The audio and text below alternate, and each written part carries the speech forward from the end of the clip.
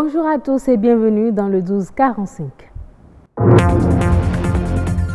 Le Bénin dispose désormais d'un code pétrolier, un document qui vise à renforcer la maîtrise de l'État sur son patrimoine minier.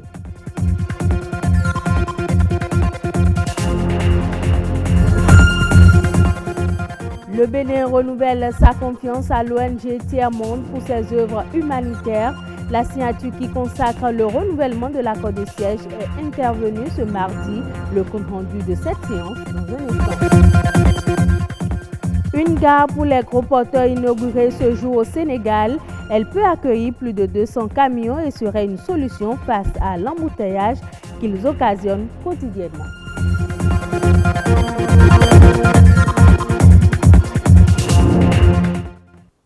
Le Bénin se dote d'un nouveau code pétrolier. Ce document juridique a été voté à l'unanimité lundi dernier à l'Assemblée nationale. Ce code vise à renforcer la maîtrise de l'État sur son patrimoine pétrolier et la clarification du cadre contractuel des opérations pétrolières. Les nouvelles mesures énoncées dans ce code vont permettre à l'État d'améliorer le cadre institutionnel du secteur. Ce code vise aussi à faciliter et à rationaliser l'accès aux blocs pétroliers en cas de découverte.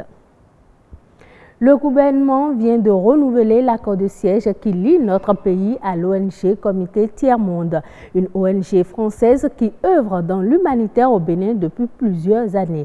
Enoch Humpati et Mathieu Sokenou ont suivi pour nous la cérémonie. Voici le reportage.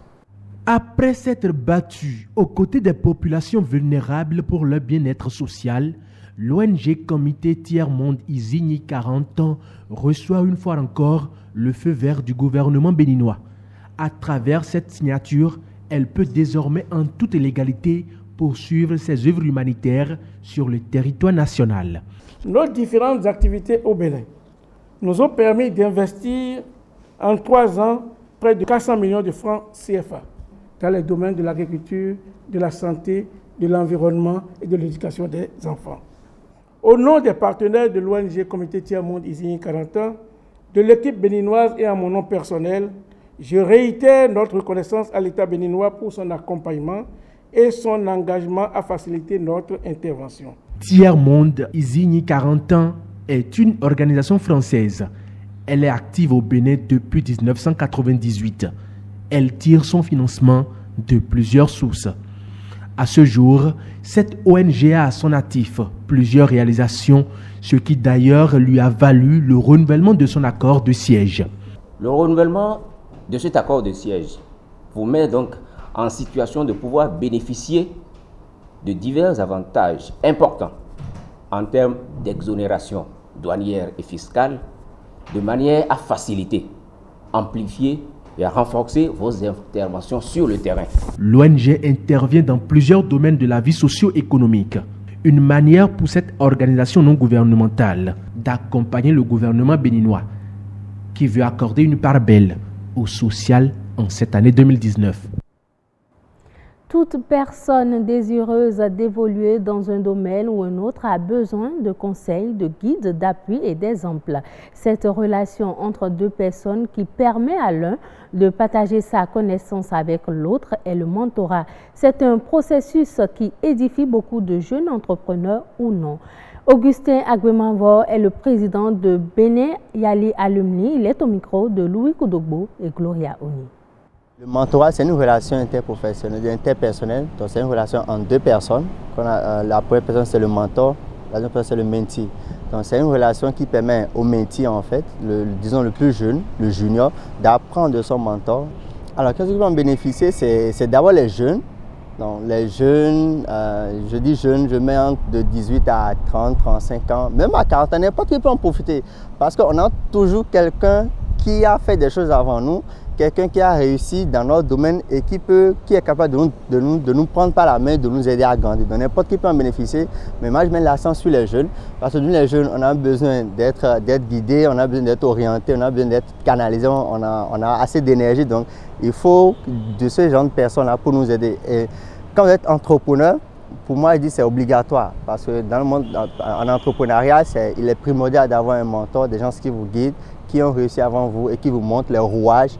Et le mentor aussi est là pour vous ouvrir un peu son carnet d'adresse, d'accord? Il partage surtout son expérience avec vous, il vous inspire, il vous donne du courage, il vous motive à aller de l'avant. Alors, vous savez, c'est à chacun de définir en fait la personne qui veut, qui est le mentor. Donc, il n'y a pas une formation spécifique à suivre. C'est à vous d'identifier dans votre domaine quelqu'un qui a atteint un certain niveau et qui a une référence dans le domaine et vous débrouillez pour vous rapprocher de lui et vous lui faites la proposition. Au Bénin, ici, il y a beaucoup de personnes qui peuvent aider en fonction du domaine.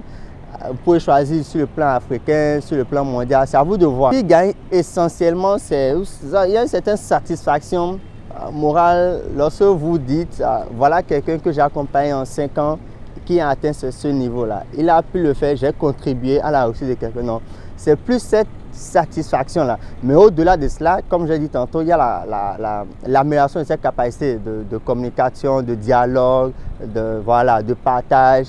C'est un peu ça que le mentor gagne. Une gare exclusivement pour les camions gros porteurs. Elle a été construite sur une superficie de 9 hectares et peut accueillir plus de 200 camions. Reportage. Voici la gare qui entend porter haut le secteur des transports. Elle est entièrement dédiée aux gros porteurs. L'idée, c'est que les gros porteurs qui stationnaient, en tout cas un peu partout, et qui créaient en tout cas des problèmes d'embouteillage et autres, puissent aujourd'hui trouver un espace où ils pourront en tout cas se positionner, soit en attente de charger ou de décharger, mais juste à côté de Dakar. Réalisée sur une superficie de 9 hectares, l'infrastructure se situe à Diamniadio, carrefour essentiel du réseau routier. C'est entre la route nationale et l'autoroute, ce qui offre le choix aux transporteurs, soit pour venir ici se stationner au niveau de la gare des gros porteurs, mais également sortir pour desservir en tout cas soit la capitale ou bien aller vers les régions de l'intérieur. Le bijou est moderne, il dispose de toutes les commodités nécessaires. La gare des gros porteurs qui dispose d'un bâtiment administratif, d'un bâtiment de service maintenance pour les réparations au niveau des gros porteurs. La capacité de la gare est de 200 camions, 200 gros porteurs. Il y a un hangar qui dispose également de chambres froides qui font environ 100 mètres carrés, un bâtiment technique. L'ouvrage est porteur d'une grande révolution. La gare des gros porteurs est une infrastructure importante qui appuie aussi le commerce. Parce que qui dit commerce dit transport. Donc avec la modernisation de ces camions, on va donc agir sur la qualité des productions agricoles. Ça peut aussi contribuer à la décongestion du port de Dakar. Aujourd'hui, le port souffre d'une congestion portuaire dont une partie est liée à la présence, à la forte présence des camions. Dans cette modernité, le transport respire la bonne santé et la gare offre une sécurité titanesque aux acteurs du secteur. La Banque mondiale vient de lancer son plan d'action sur l'adaptation et la résilience au changement climatique. Selon la stratégie, elle injectera 50 milliards de dollars dans des actions sur la période allant de 2021 à 2025. Ce niveau de financement d'environ 10 milliards de dollars par an représente plus du double de ce que l'institution a consacré aux problèmes entre 2015 et 2018. Elle prévoit également de mettre en place et de piloter une nouvelle approche qui permettra d'accroître le financement du secteur privé au profit de l'adaptation et de la résilience. Ce sera tout pour cette édition. Merci de l'avoir suivi. Prochain rendez-vous de l'information, 19h45.